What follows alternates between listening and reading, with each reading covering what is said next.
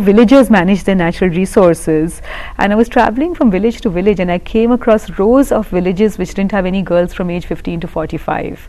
And I started asking the villagers, where are the girls?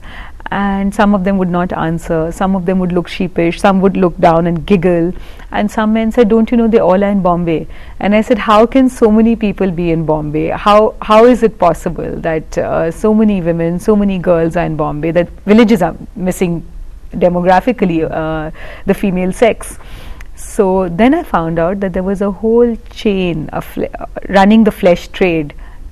So there was the local village procurer, there was the middleman, there were the transporters, there was the corrupt border guard who would allow the girls to go across the border. There were these small little lodges where the girls were kept in prison. There were again agents on the other side of the border in India who would rape, beat, subjugate the girls. There were the transporters who would put these little children into trains and take them to the brothels of Bombay, to the brothels of Calcutta, Delhi. There were the brothel managers who would buy these girls for 3,000 rupees, 1,500 rupees, 1,000 rupees. There were the pimps who would subjugate these girls inside the brothels. There were the money lenders. There was the brothel owners, there were the organized criminal gangs who were running the whole chain. So it wasn't just like some prostitute in a village who was a poor woman living a life for survival, but it was actually a whole chain of slavery. Just like slavery in the 19th century, there was a whole chain which was supplying people into these situations. And little girls who were 9, 10, 11, and their childhood was taken away. They were raped repeatedly. They were locked up in rooms which were 4 feet by 4 feet with iron bars on the window. I've met girls in the brothels of Bombay who've lived there for 3 years. They are raped by 8 or 10 men every night. They've never seen the sea. They live a few kilometers away from the sea, but they've never seen the sea. My God, we rescued a girl from a brothel, and when she stepped out of the brothel, she said, oh, the street looks like this. She had never seen the street.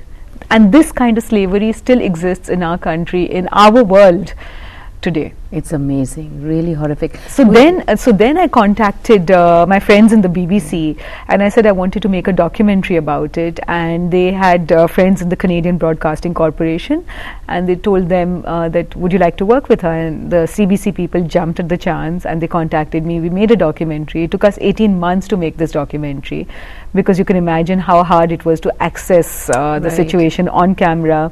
We were constantly threatened, attacked. In the brothels, a knife was pulled out on me, and there were people who tried to stop us from filming.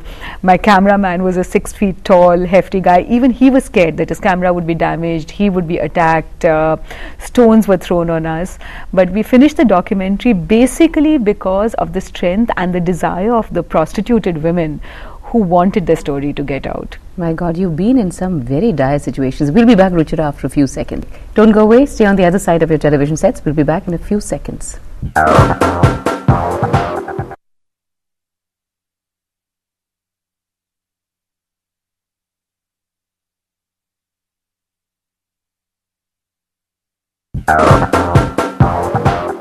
Welcome back after the break, and we are talking to journalist, activist Ruchira Gupta. Okay, Ruchira, we were talking about your film, The Selling of Innocence, how it was made. So, recount some experiences for us when you made this. Of course you said you were threatened. What else can you tell us about this film? There were some really poignant scenes which left an impact on me for life. There was one scene I will never forget. There's a mother in the brothels of Bombay, and she has AIDS, and her children are crying all around her. One is 4, one is 5, and yet she has to put on makeup and get ready for the evening. And then another time I find that she can't even do that. She just shuts her hands over her ears, and she cannot pay attention to her children. She's dying, but life goes on. And I thought, how can people survive like this? There are children there, there are women there, there's disease there, there's hunger, there's fear, there's everyday violence, and yet life goes on. How did the women and their pimps, the men in their lives, react to you initially when you told them you were making this film? Initially, I had no access at all, and there was a little cafe just at the entrance of the red light district. So I used to sit there and just sip coffee and wait for the women, because they would come there to meet buyers, etc. And they were curious about me, and then we began striking up a conversation. And slowly, the conversations led to curiosity, that why did I want to make a film, on what grounds, etc. And I would say that it's about women, and we have to change our lives ourselves, and if we don't speak up and don't tell our story, our lives can never change. And the women found that very strange, but somewhere something I said triggered off a response in some of the women who helped me make this film. 22 women in prostitution actually helped me make the film, and the process of making the film changed their lives too, because they began to talk, they began to meet with me, they took risks in letting me get inside the brothels, etc.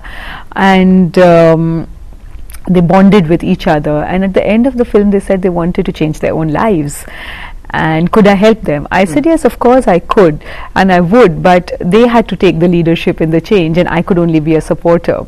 So at that time then I created an organization called Apne Aap Women Worldwide. Apne Aap means self-help, and my whole philosophy was that if people want to end the exploitation in their lives or bring about change in their lives, they have to do it themselves.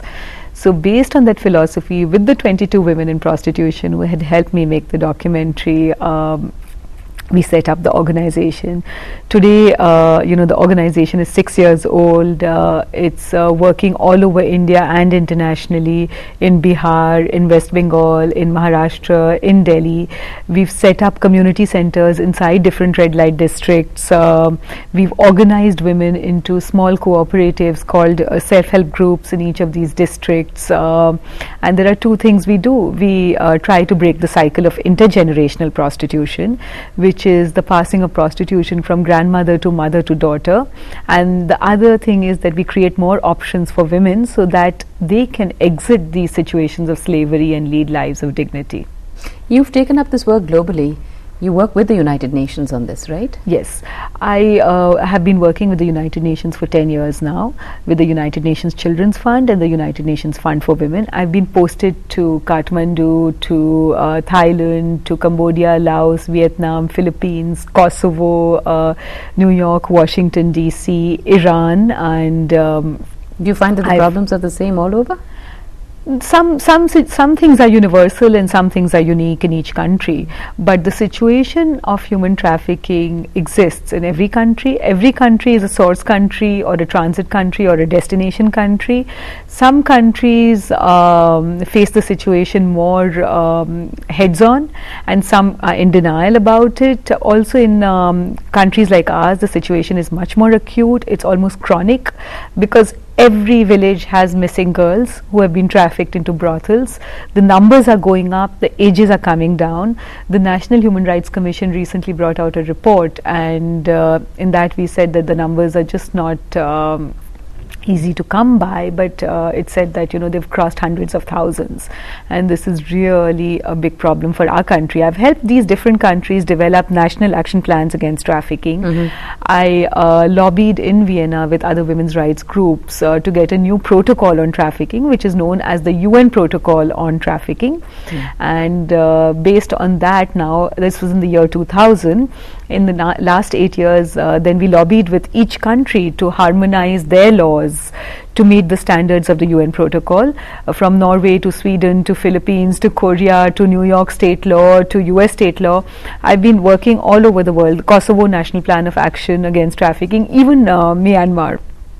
So we went there and helped them to develop laws to meet the standards of the UN protocol.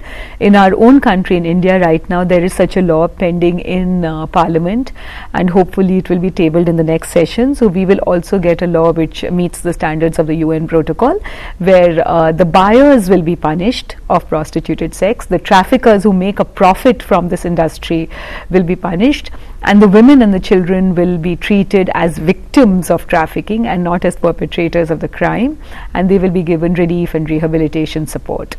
You've also been working with the Indian Parliament, in conjunction with the Parliament, as far as this subject is concerned, right? So you've been part of some committees, have you? I'm on the steering committee of the Planning Commission for the 11th five-year plan for women and children. I was also on the working group of the Ministry of Women and Child on child protection. And through those two bodies, we were able to assist the Ministry of Women and Child to draft the law on